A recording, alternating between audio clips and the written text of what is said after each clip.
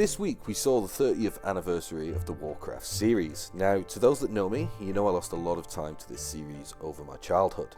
And I thought, what a better way to celebrate than just giving them a little bit more of my time and returning once more to the world of Azeroth. Only, with all the different choices of what kind of Warcraft to play these days, you can say it was just a little bit hard to narrow it down to the right one. Enter Project Ascension. Now, what this version would allow us to do is to revisit those lands that I knew so well, only with the quality of the modern visuals applied and a rather spicy twist. Now, Ascension is fully classless. This means that we'll randomly generate our abilities as we level up. Now let's take a look exactly what this looks like. So, enter Pete Peeps, who's going to get his first ability now, which looks like it's Concentration Aura. So we'll receive 35% less interruption when we're casting or channeling on receiving damage. Right. But of course, we've got to put this to work on our adventure, so we set out, and hopefully we encounter a little bit more success than my man. Though that being said, our gameplay is hardly riveting at the moment as we don't seem to have an attack, so we'll keep pushing on through this level, and then we'll hopefully be able to get ourselves a new skill. Though there is a couple of caveats to the challenge that we're running today. This of course is an Ironman, which means we get 1 life. We're also not able to party up with other players or trade with them, and we must kill Hogger before reaching level 10. Now we're on the same page, let's go into our first level up, which doesn't bag the skill, so I'll go ahead, we'll finish off 1 more wolf, and then that should take us nicely to level 3. So let's have a gander and see what we get. We get Frostbolt. Now that's a 1.5 second cast at 30 yard range to deal damage and slow the target. Pretty damn good considering that we can't be interrupted as easily. Very good indeed. So we'll now return to the heroic task of picking a few apples before then setting out to piss off the local banditry. Even with the mishap that we're about to do of accidentally pulling an extra one, we're still pretty good. We'll then head back to town, getting a new sword, a new cape, and a new spell. In this case, we managed to get ourselves Curse of Agony, so at instant speed, we'll be able to do 84 damage over 24 seconds. We then accepted the quest to go and take down the local biggest bastard, which in this case is nothing too hectic, though we're not exactly killing at a speed that I'm fully happy with at the moment. Fingers crossed, hopefully we get ourselves some new skills that will make us a bit more punchy. We then returned his head to Deputy Willem, who gave us a lovely new hat. Nice. We then headed to Gulshire so that we could meet our new locals there.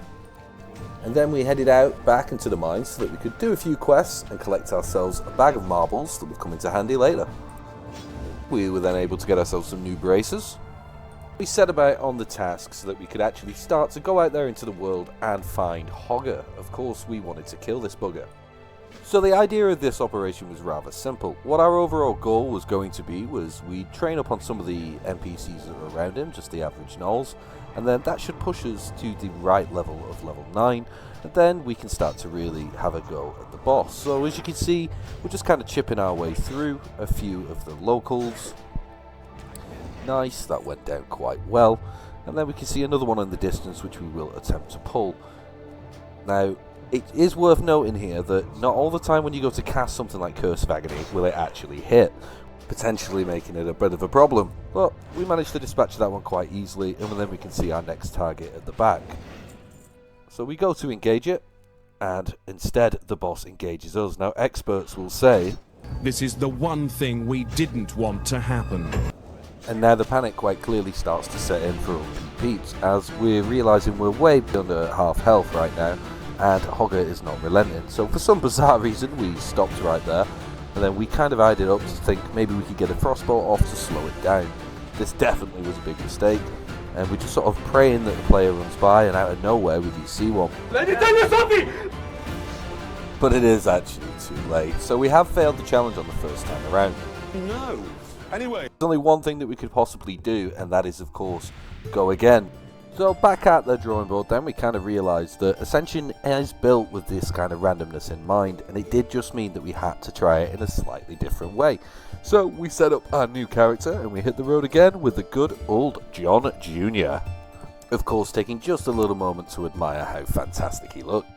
And then straight into the adventure with our first skill, Holy Strike. So this is an instant cast for a 70% weapon damage that deals an extra 17 damage. We then went and did a little bit of mining so we could gather some raw materials, which put us to our next level, and then we managed to get our new skill, which turned out to be Crusader Strike. Now that had 3 charges on a 4-second cooldown that dealt 120% weapon damage. We were feeling pretty damn powerful at this point, and we couldn't wait to unleash the wrath on the local kobolds, even though we realised, for a little bit at least, that we didn't actually need to kill these guys yet. Are you not entertained? We then went back to our favourite marshal just so that we could hand in our quests and get ourselves a brand new sword, which is the best news we could possibly hope for right now because our damage is about to go through the roof. Only thing to do now is to get out there and show these kobolds that we've absolutely had enough of their shtick, and we've done that quite quickly there. Both of these spells together are being massively boosted by this sword. I like it very, very much. So let's take a look at what the next spell is that we're going to get, and it looks like we've got Life Tap.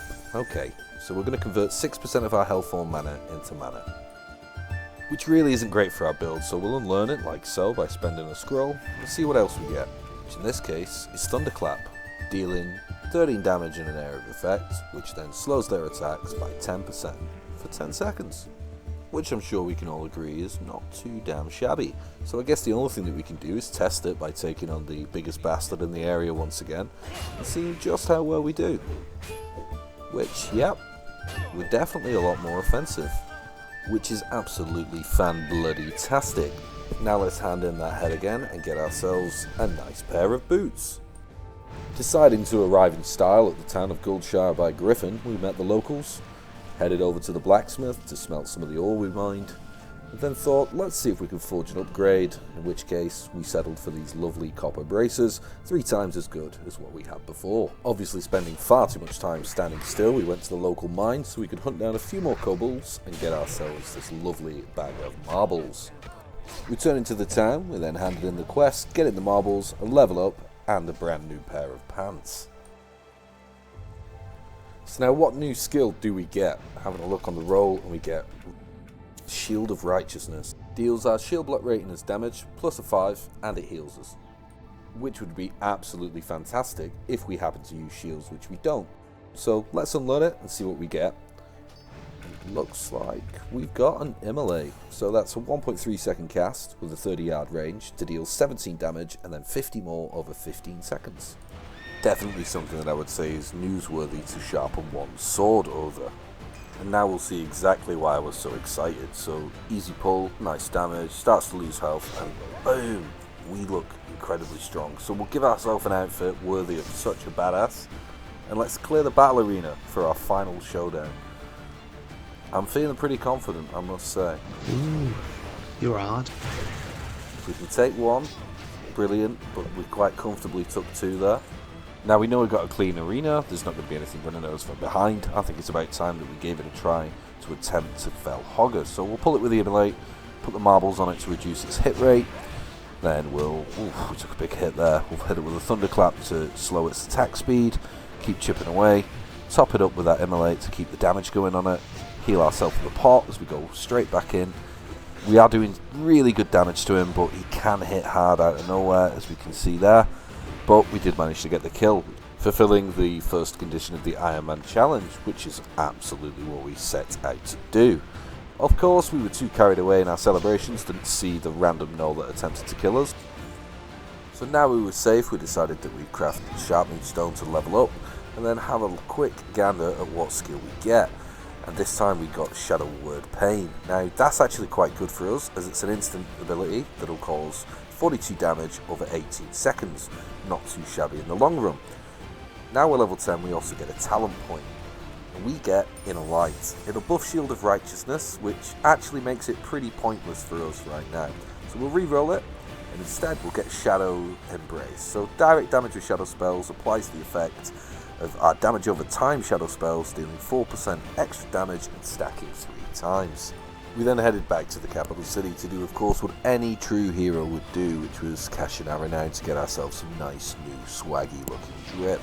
And then we kind of contemplated for a moment of where else will John's adventures take him, as killing Hogger was only really the beginning. Thank you very much for joining us. I've been the Cooped-Up Creative, and farewell, friends.